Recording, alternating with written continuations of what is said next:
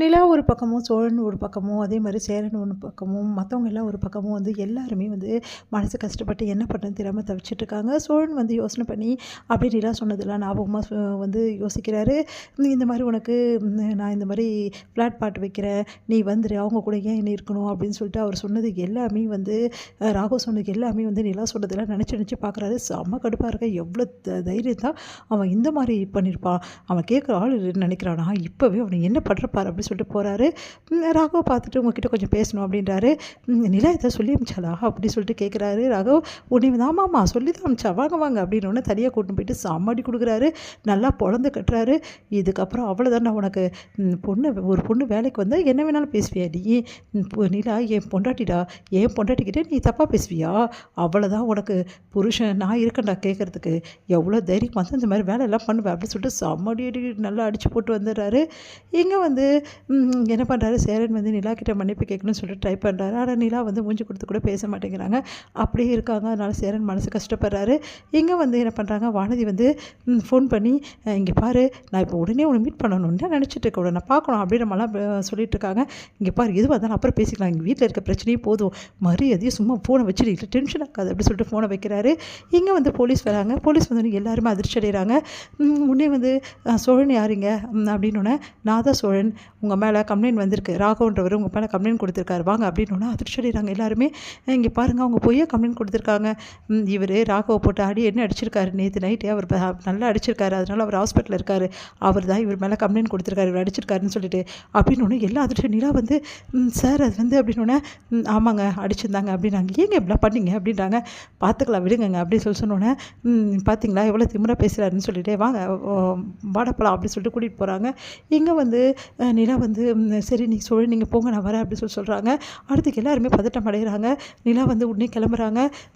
வேணாம் நிலா நாங்கள் போய் பார்த்துக்குறோம் அப்படி சேரன் சொல்கிறார். பரவாயில்ல இது என்னால் வந்து பிரச்சனை தான், நானே பார்த்துக்கிறேன் அப்படின்றாங்க. ஏன் நிலா இப்படிலாம் பேசுகிறேன் அப்படின்றாரு. சேரன் பின்னாடி போகிறாரு. எல்லாருமே பாண்டியன் எல்லாருமே போகிறாங்க. இங்கே வந்து சார் என் தம்பி எந்த தப்பும் பண்ணல சார், தயவுசெய்து அவனை விட்டுருங்க சார் அப்படி சொல்லிட்டு இருக்காரு. நிலா வந்து பார்க்குறாங்க. பார்த்தா கூடவே வந்து ராகவும் வந்திருக்காரு. ராகவை பார்த்து நிலா செம்ம டென்ஷன் ஆகிடுறாங்க.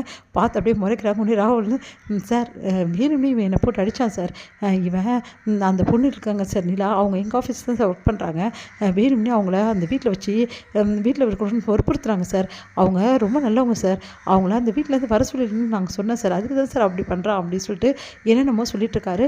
அதெல்லாம் கேட்டு ராகவை பார்த்துட்டு அப்படியே முறைக்கிறாங்க. நிலா என்னம்மா உன்னை இவங்கெல்லாம் சேர்ந்து கஷ்டப்படுத்துகிறாங்களாமே, அதனால தான் வந்து அவர் வந்து வீட்டிலேருந்து வர சொன்னாராமே, தேவையில்லாமல் வந்து அவர் அடிச்சிட்டாராமே, வேணும்னு அடிச்சிட்டாராமே, என்னடா ரொம்ப ஓவராக பண்ணிகிட்டு இருக்க, எதுக்குடா இவ்வளோ பெரிய ஆள் அடித்த, அவர் யாருன்னு தெரியுமா, எப்படிப்பட்ட வந்து ஆள் தெரியுமா, எவ்வளோ பெரிய ஆள் மேலே கை வச்சிருக்க, உனக்கு அந்தளவு ஆகிடுச்சா, சாதாரண டாக்ஸி டிரைவர் நீ இந்த மாதிரி பண்ணுறியா அப்படி சொல்லி கேட்டோன்னே செம்ம டென்ஷனாக இருங்களா.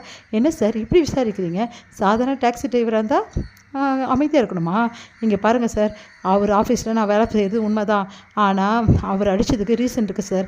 என்னம்மா ரீசனு, இந்த மாதிரி ஒரு ஆள் அடிக்கலாமா, எதுவாக இருந்தாலும் எங்கள் கிட்ட தான் வந்து சொல்லணும், எப்படி சார் சொல்ல முடியும், என்கிட்ட அவர் ரொம்ப மோசமாக நடந்துக்கிறாரு சார், அதனால தான் சார் என் புருஷன் அடித்தார் அப்படின்னு அப்படியே அதிர்ச்சி அடைகிறாங்க. உடனே வந்து சார் அதெல்லாம் ஒன்றும் இல்லை சார், சார் நான் சொல்கிறேன் சார் சாட்சி, என் புருஷன் அடித்ததுக்கு காரணம் என்ன வந்து அவங்க வந்து மிஸ்பிஹேவ் அவர் என்கிட்ட பண்ணதால் தான் சார் அடித்தாங்க அப்படின்னு அப்படியே அது சார் என்ன சார் இதெல்லாம் இவ்வளோ டீசெண்டாக இந்த மாதிரி வேலைலாம் பண்ணியிருக்கீங்க அப்படின்னோடனே சார் அது வந்து சார் அப்படின்னோடனே ராகவ் வந்து நிலா நிலா ஒரு நிமிஷம் நிலா ப்ளீஸ் நிலா, இப்போ வந்து நான் சொல்கிறத கேளுங்க நிலா, அங்கே இருக்க வேணாம் நிலா, பத்தாதுன்னு பார்த்தீங்களே எப்படிப்பட்ட ஆளுங்களாம் இருக்காங்கன்னு, இங்கே வாய் மூடுங்க, நீங்கள் யாருங்க அதெல்லாம் சொல்கிறதுக்கு, தேவையில்லாமல் என் விஷயத்தில் ஏற்கனவே ரொம்ப தலையிட்டுருக்கீங்க, அவ்வளோதான் உங்களுக்கு மரியாதை சொல்லிட்டேன், இப்போ கம்ப்ளைண்ட் நீங்கள் கொடுத்த கம்ப்ளைண்ட்டை வாபஸ் வாங்கலைன்னா உங்கள் மேலே நான் கம்ப்ளைண்ட் ஃபைல் பண்ணுவேன் அப்படின்னு அதிர்ச்சி ராகவ்.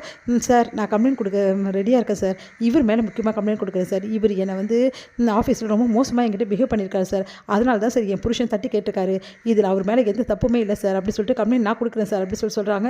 அது கேட்டு என்ன சார் கம்ப்ளைண்ட் வாங்கிடலாமா, பார்த்தீங்கல்ல எவ்வளோ ஸ்ட்ராங்காக இருக்குன்னு சொல்லிட்டு, ஒன்றுமும் நான் அவரை உள்ளே வச்சுருந்தேன்னா அதுக்கப்புறம் உங்களுக்கு தான் சார் ஆபத்து பார்த்துக்கோங்க அப்படின்றாரு. வேறு வழி இல்லாமல் ராகவும் கம்ப்ளைண்ட்டை வாபஸ் வாங்குறாரு. நிலாவை பார்த்துட்டு அப்படியே வந்து சோழன் வெளியே வராரு.